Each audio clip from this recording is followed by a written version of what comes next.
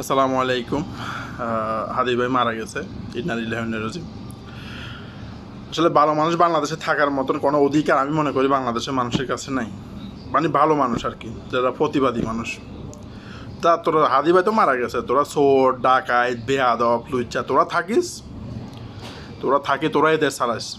কারণ তোরা আসছ মায়ের তোর খাইলে 71-72 লয়ে বস কোনো কিছু হলে মতন বস যুদ্ধে চলে যাবি। কারণ যুদ্ধ হওয়াতে হাজার লাখ মানুষ যে তোরা এখানে এটা করে মাইলে চুরি ডাকাতি করি বাটফারি করি আজকে হাদি মারা গেছে, কালকে আরেকজন মারা দেব।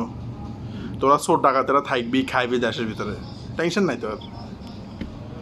কারণ বাংলাদেশে ভালো মানুষের জন্ম হইলেও ভালো মানুষের বাঁচ বলে দিত না। যা চোর দেশটা হচ্ছে চোর ডাকাতি লেখা শেষ। ডাকাতি কর চুরি কর, এভাবে হাদির মতন মানুষ মারি হালা দিস। বাংলাদেশে মানুষ থাকার দরকার নাই।